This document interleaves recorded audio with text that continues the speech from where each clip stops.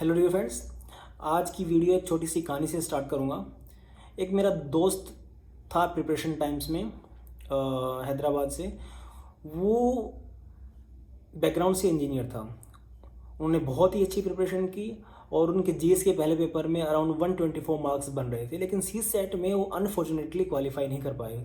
बहुत बुरा लगा। इतनी कड़ी मेहनत करने के बाद भी सी सेट को उन्होंने बहुत हल्के में लिया। तो आज की वीडियो का टॉपिक यही है कि आपको सी सेट को हल्के में नहीं लेना है। कुछ एक चीज़ें हैं जो आपको ध्यान में रखनी है। पहले तो मैं तीन ऐसी गलतियां जो हम दोहराते हैं सी सेट के पेपर में, उसको आपको ध्यान में रखना है। वो गलतियां क्या हैं? पहले तो आपको 1 से लेकर 80 क्वेश्चंस तक आपको सीक्वेंस में जाने की कोई ज़रूरत नहीं है।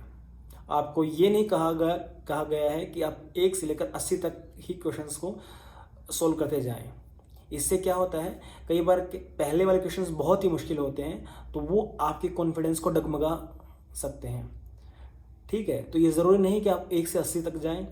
आपको क्या करना हो आगे बताऊंगा। दूसरी गलती ये होती है कि आप किसी एक या दो पर्टिकुलर क्वेश्चंस को दिल पे नहीं लेना है। आपको अगर क्वेश्चन नहीं निकल रहा है तो उसको छोड़ दीजिए, उसको ज़्यादा टाइम स्पेंड नहीं करना है उसके ऊपर।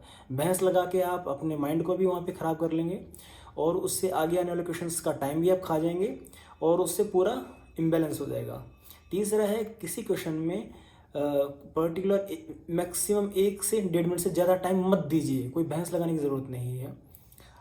आपको लगे कि 1 से ज़्यादा मिनट लग रहा है किसी सवाल में, तो उसको मूव कर दीजिए, उस पर सर्कल लगा लीजिए।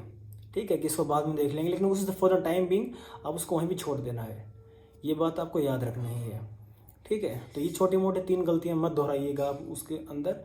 कोई दिल पे नहीं लेना किसी चीज़ को। एडमेंट नहीं होना कि मैं निकाल के रहूँगा, मैंने ऐसे क्वेश्चंस पहले से बहुत किए, ये मेरा स्ट्रॉन्ग पॉइंट है, मैं इसको अभी सोल्व करके छोड़ूंगा। ऐसा नहीं करना है। आप टाइम के साथ नहीं खेल सकते हैं। अब करना क्या है, पहले जब आपको पेपर मिले, शांत दिमाग से आप पहले पूरे पेपर में से निकलने की कोशिश कीजिए। आप उन क्वेश्चंस को आइडेंटिफाई कीजिए जो बहुत आसान है। ठीक है, ये लगभग 5 से 10 मिनट में आप ये कर सकते हैं। 10 मिनट में आप पूरे पेपर से निकल सकते हैं, आराम से छाट सकते हैं 8-10 क्वेश्चंस को। कुछ एक क्वेश्चन इतने आसान होते हैं जो 30 सेकंड के अंदर आप निकाल सकते हैं। तो आप देखेंगे उन 10 मिनट के अंदर आप मोटा मोटी कम से कम 8-10 क्वेश्चन तो आराम से ही सोल्व भी कर लेंगे और एक बार एक ओवरव्यू आपको आ जाएगा पेपर का, कौन से चीज़ें बहुत आसान कहाँ पे हैं और बहुत मुश्किल कौन सी आपको लग रही हैं, प्राइमा फेसी जो आपको लग रही हैं। ठीक है, पहले तो आपको ये करना है। दूसरी चीज़ आपको ये करनी है कि आपका एक तो स्ट्रॉन्ग पॉइंट होगा इसी सेट में। किसी का मैथ बहुत अच्छा होता है, किसी की रीजनिंग बहुत अच्छी होती है, किसी की कंप्रीहेंशन बहुत अच्छी होती है, किसी का डिसीजन मेकिंग अच्छी होती है। तो आपका जो स्ट्रॉन्ग पॉइंट है आप उसके क्वेश्चंस को पहले कीजिए। ठीक है, आप स्टार क्वेश्चन से मार्क कर सकते हैं। जब आप पहली रीडिंग में जाएंगे तो आप जो आपका स्ट्रॉन्ग पॉइंट है आप उन क्वेश्चंस के सामने स्टार मार्क लगा लीजिए कि मुझे सेकंड रीडिंग में ये करने हैं। एक बात आप कान खोल के सुन लीजिए, आपकी कोई वहाँ से क्वालिफाइंग, सिर्फ आपको क्वालिफाई करना है कोई वहाँ से, उसके मार्क्स नहीं जुड़ने वाले हैं।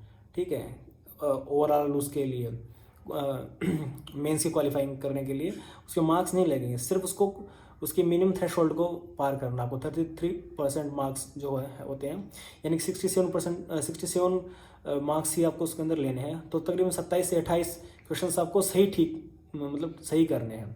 तो इसी फोकस से कि आपको पहली रीडिंग में आप 8-10 कर लें, दूसरी रीडिंग में जो आपके स्ट्रॉन्ग पॉइंट है उसके 10-15 क्वेश्चंस कर लें। ऐसे करके 24 से 25 क्वेश्चंस आपके पहले घंटे में हो जाएंगे। फिर आराम से आप, जब आपको तीसरी चीज़ वो करनी है जो लगे कि आप विद इन रीच है उन क्वेश्चंस को आप कर लें। तो लगभग 1.5 घंटे में ही आप 30 से 35 क्वेश्चन बहुत आराम से, बिना किसी अपने दिमाग के संतुलन को खोए, 30 से 35 क्वेश्चन 100% एक्यूरेसी के साथ आप कर सकते हैं। और बाकी बचा तो आधा घंटा है, उसके अंदर कुछ एफर्ट्स लगा के और आप 5 से 10 क्वेश्चंस कर सकते हैं। तो टोटल अगर 40 से 45 क्वेश्चन भी आपने किए अच्छे एक्यूरेसी के साथ तो आपके लिए मोर देन सफिशिएंट है। ठीक है, तो बेसिक चीज़ें ये याद रखना है, आपको दिमाग को संतुलित रखना है, कहीं पे कंफ्यूज नहीं होना है, आगे बढ़ जाना क्वेश्चन अगर ना लगे, ठीक है, कि सोल्व नहीं हो रहा है, और कॉन्फिडेंस लेवल को मेंटेन करके रखना है फ्रेंड्स। तो ये चीज़ें हैं, इनको आप ध्यान में रखिएगा फ्रेंड्स। ओके, और all the best for your prelims 2020। Thank you so much.